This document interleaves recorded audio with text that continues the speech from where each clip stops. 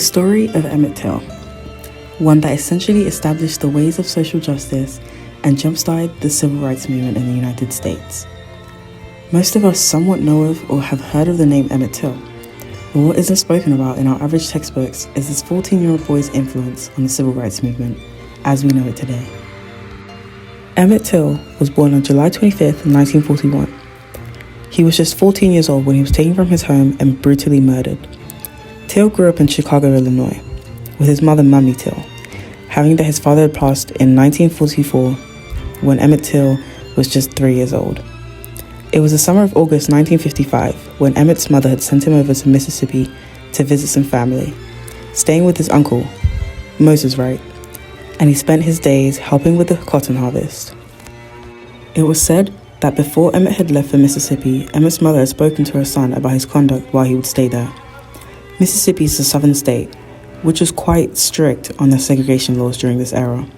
Though Chicago had these same laws, and Emmett had even attended a segregated elementary school, his mother still wanted him to be careful whilst he spent his summer there. Caroline Bryant, a white woman, born in 1934, and also the wife of the store owner, Roy Bryant, born 1951. She'd accused Emmett of sexual harassment and claimed that he had made some sexual advances on her as he entered and left the shop. She claimed that he had wolf whistled at her. However, it wasn't exactly clear what had happened in the shop, as Emmett hadn't mentioned anything about the incident to his uncle once he returned.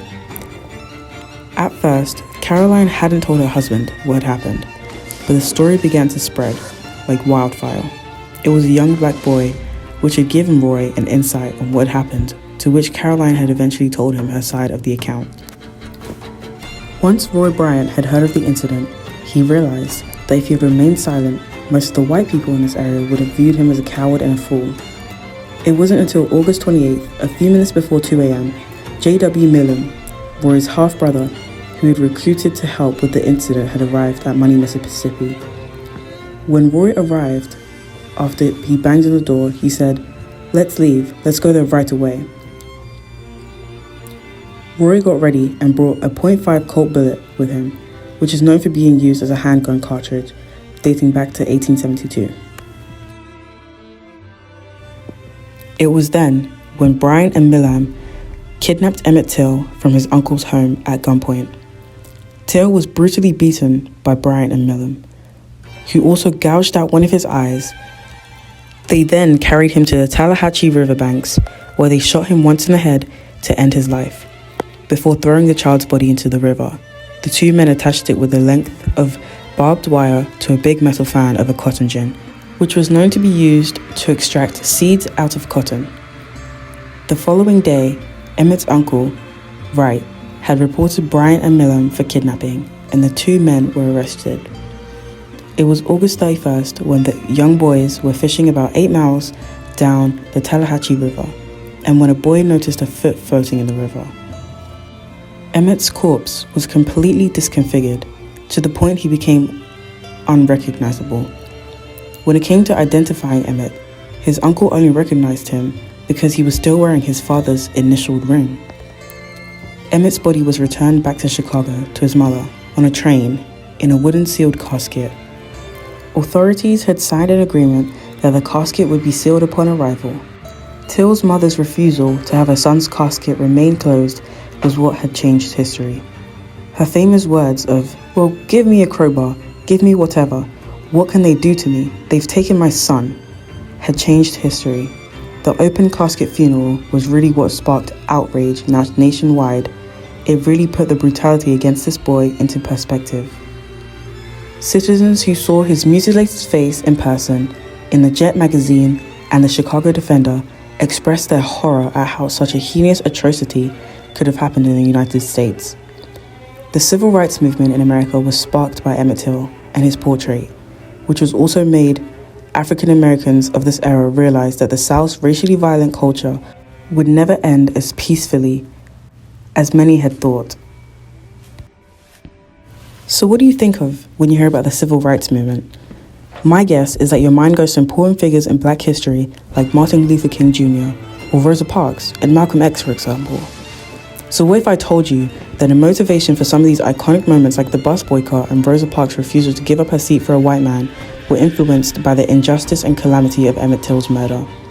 Most of us know the story of Rosa Parks refusing to give up her seat for a white man on the bus, but what most people don't know, Parks was quote-unquote pushed as far as she could be pushed to refuse when bus driver James Blake asked her to get up from her seat. She had admitted that she was thinking of Emmett Till at that time to his mother many years later. A month after Till was murdered, Martin Luther King stated that it might be considered one of the most brutal and inhumane crimes of the 20th century. Just 3 months after Till's body was pulled from the Tallahatchie River, the Montgomery boycott began. As of September 1979 and December 31st, 1980, both Roy Bryant and J.W. Milam are deceased and had died without being acquitted for their murders. However, Caroline Bryant, the woman who began it all, is still living today at age 88 without serving any time also. People today, even as of the 4th of December 2022, a rally to arrest Caroline Bryant for the murder of Emmett Till had happened. This is still an ongoing discussion and is still an important event that is spoken about and protested about. So, think back to yourself. Do you think justice has ever been served? Do you think Caroline Bryant, even as an 88-year-old today, should serve time for the brutal murder of Emmett Till? It's important to understand and recognize moments like these in history that have changed our lives. As of August 28, 2022, this marks the 67th anniversary of the death of Emmett Till. I have hopes that Emmett Till's story will still be told for the ongoing future, and his impact on the civil rights movement and history today will be known.